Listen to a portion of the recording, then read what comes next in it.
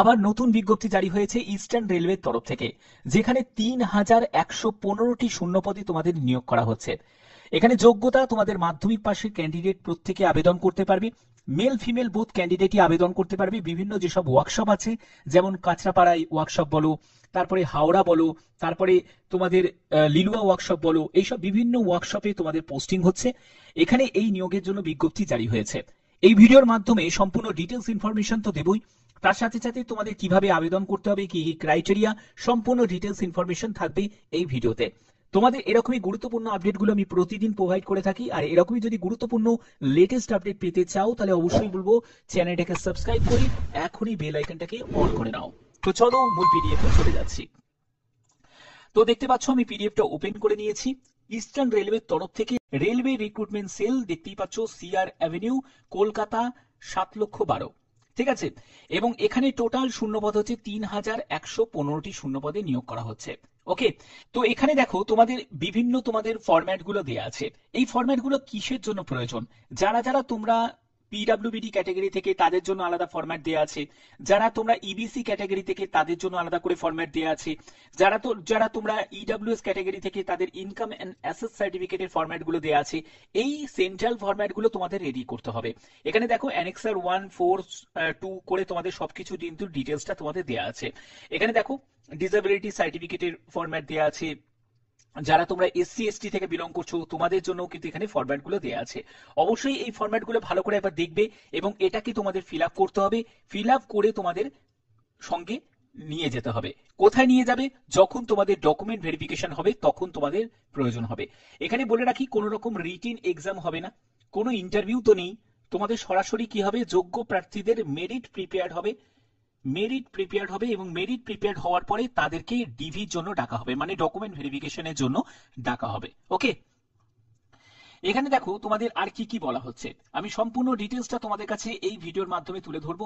তার আগে তোমাদের বলে দিই যে কি কি কারণের জন্য তোমাদের এই আবেদন রিজেক্ট হতে পারে, এটা কিন্তু জানাটা খুব দরকার। এর মধ্যে যে কোনো একটি কারণ যদি থাকে তাহলে অবশ্যই তোমাদের এই জায়গাটায় সতর্ক হতে হবে এবং আবেদন করার আগে এটাকে ভালো করে মাথায় রাখতে হবে যে এই ভুলভ্রান্তি করা যাবে না। প্রথম, সেটা হলো সিগনেচার, সেটা ব্লক লেটারে করা যাবে না। Left thumb impression signature not অ্যাফিক্সড on the application at prescribe যে প্লেস যেটা আছে সেখানে যদি অ্যাফিক্স না হয় সেটা কিন্তু কনসিডার করা হবে না। কোন রকম যদি ব্লার ইমেজ থাকে, এলটিআই মানে লেফট থাম্ব ইমপ্রেশন, সেটাও কিন্তু এখানে রিজেক্ট হয়ে যাবে। কাস্ট সার্টিফিকেট এবং আদার্স সার্টিফিকেট যদি আপলোড না করো তাহলেও কিন্তু সেটা রিজেক্ট হয়ে যাবে। আবেদন মূল্য যদি জমা না দাও তাহলেও সেটা রিজেক্ট হয়ে যাবে। এখানে আবেদন মূল্যের ক্ষেত্রে বলে রাখি, তুমি যদি ফিমেল ক্যান্ডিডেট হয়ে থাকো তোমার কোনো আবেদন মূল্য লাগছে না, এসসি এসটিতেও লাগবে না, পিডব্লিউবিডি ক্যাটাগরিতে লাগবে না। শুধু জেনারেল প্রার্থী, যারা ওবিসি প্রার্থী, ইডব্লিউএস প্রার্থী যারা আছো তাদের শুধুমাত্র 100 টাকা আবেদন মূল্য লাগছে। ঠিক আছে, এবং তুমি যদি একাধিকবার যদি আবেদন করো, ঠিক আছে, একজন ক্যান্ডিডেট সে যদি একাধিকবার আবেদন করে তাহলে কিন্তু আবেদন তোমাদের রিজেক্ট হয়ে যাবে। এবং তোমাকে বলা হচ্ছে যে যাবতীয় যা যা ইনফরমেশনের জন্য তোমরা অবশ্যই অনলাইন যে মোড আছে সেই মোডেই তোমাদের আবেদন করতে হবে। ওকে, এগুলো সবই তোমাদের এখানে ক্লিয়ার করা আছে। এবার ডকুমেন্টস যেগুলো যেগুলো আপলোড করতে হবে সেগুলো ফটো, সিগনেচার, তোমার এডুকেশন কোয়ালিফিকেশন, সেগুলো তোমাদের প্রয়োজন। আবেদন করার জন্য অফিসিয়াল সাইটে তোমরা ভিজিট করবে, সেখানে তোমাদের অনলাইনে তোমরা দেখতে পাচ্ছ এই যে লিংক তোমাদের সেটা অ্যাক্টিভ হয়ে গেছে, তোমরা সেখানে ডাইরেক্ট ভিজিট করে তোমরা আবেদন করবে। RRC eastern railway Kolkata. এবং আবেদন করার আগে প্রত্যেকটা টার্ম এন্ড কন্ডিশন তোমরা ফলো করবে, তারপরেই তোমরা আবেদন করবে। অ্যাপ্লিকেশন ফিজের ক্ষেত্রে বলে রাখি 100 টাকা আবেদন মূল্য লাগছে। যারা জেনারেল প্রার্থী তাদের দিতে হবে, ইডব্লিউএস যারা ক্যান্ডিডেট তাদের দিতে হবে, ওবিসি যারা ক্যান্ডিডেট তাদেরকে দিতে হবে। অবশ্যই যারা মেল ক্যান্ডিডেট তাদেরকেই দিতে হচ্ছে। তুমি যদি একজন ফিমেল ক্যান্ডিডেট হয়ে থাকো, পিডব্লিউবিডি এসসি এসটি থেকে বিলং করে থাকো, তোমার কোনো আবেদন মূল্য লাগছে না। বোঝা গেল? এর পরবর্তী হচ্ছে, দেখো তোমাদের আবেদন যারা যারা করবে, যারা যারা আবেদন করতে ইচ্ছুক তাদের কিন্তু এই যে ব্যাপারটা তোমাদের কাছে ক্লিয়ার করলাম সেটা কিন্তু অবশ্যই তোমাদের ফলো করতে হবে।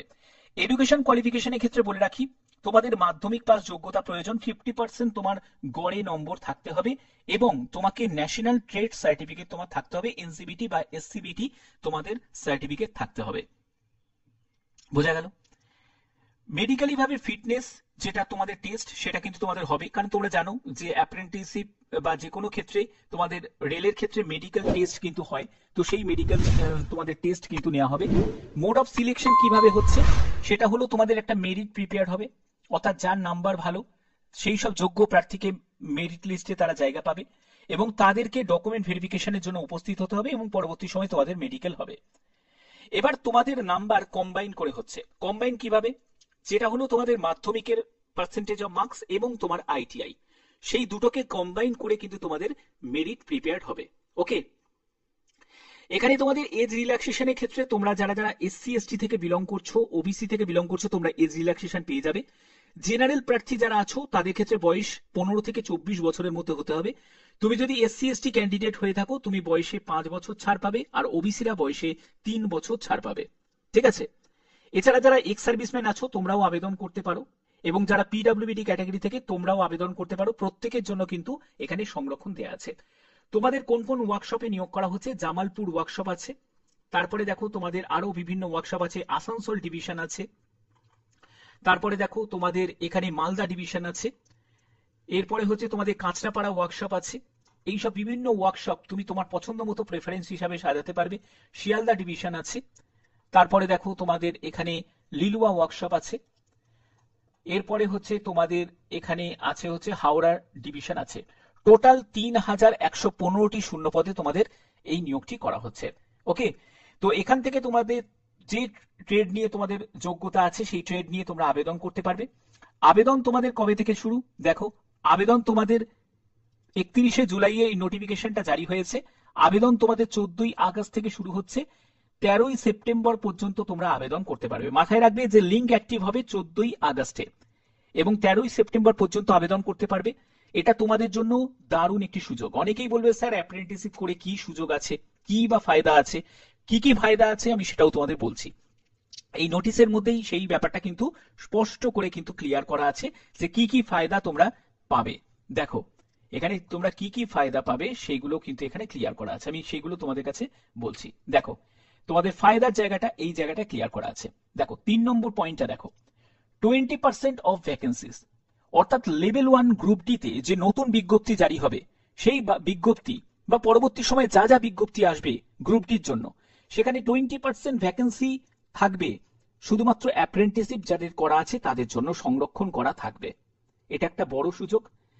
দ্বিতীয়, সেটা হলো তোমাকে পিইটি দিতে হবে না, মানে ফিজিক্যাল এফিসিয়েন্সি টেস্ট তোমার লাগবে না।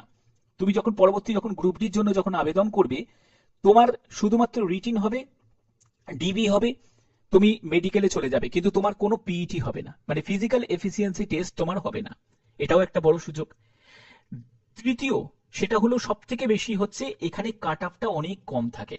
যারা অ্যাপ্রেন্টিস করা থাকে তাদের কাট অফটা তুমি দেখবে অন্যান্য যারা জেনারেল এসসি এসটি ওবিসি তাদের তুলনাও কিন্তু অনেক কম কাট অফ থাকে, এবং সেটাকে ফিলও করা যায় না। ঠিক আছে, কারণ তারা সিসিএএ ক্যাটাগরির মধ্যে নথিভুক্ত হয়ে যায়, এবং দেখবে ওই ক্যাটাগরি যে তোমাদের কাট অফটা তুমি যদি দেখো সেখানে দেখবে কাট অফ অনেক লো কাট অফ থাকে। তো এইগুলো কিন্তু সুযোগ সুবিধা আছে, যদি একবার কষ্ট করে অ্যাপ্রেন্টিসশিপ যদি করতে পারো অনেক ভালো তোমরা কিন্তু বেনিফিট পাবে। এবার দেখো, তোমাদের এখানে বেতন তো কিছু নাই, কারণ যেহেতু এটা একটা ট্রেনিং, তো এই ট্রেনিং চলাকালীন তোমরা যেটা পাবে সেটাকে বলে স্টাইপেন্ড পাবে। এবার স্টাইপেন্ডও যেহেতু একটা সেন্ট্রাল গভর্নমেন্টের একটা রেলের মতো জায়গায় তুমি ট্রেনিংটা নিচ্ছ, তো স্টাইপেন্ড মোটামুটি ভালোই থাকবে।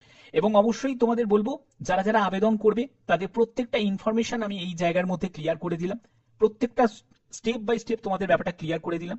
এবং তোমাদের বলে রাখি লিঙ্ক কিন্তু অ্যাক্টিভ হবে, লিঙ্ক অ্যাক্টিভ কিন্তু হবে 14ই আগস্ট থেকে। মাথায় রাখবে 14ই আগস্ট থেকে তোমাদের লিঙ্ক অ্যাক্টিভ হবে। নোটিফিকেশন জারি হয়ে গেছে, তোমাদের জানোই, তোমাদের বিভিন্ন আপডেটগুলো আমি পৌঁছে দিয়ে থাকি। আর এরকমই যদি গুরুত্বপূর্ণ আপডেট পেতে চাও তাহলে অবশ্যই বলবো চ্যানেলটাকে সাবস্ক্রাইব করে বেল আইকনটাকে অল করে নাও।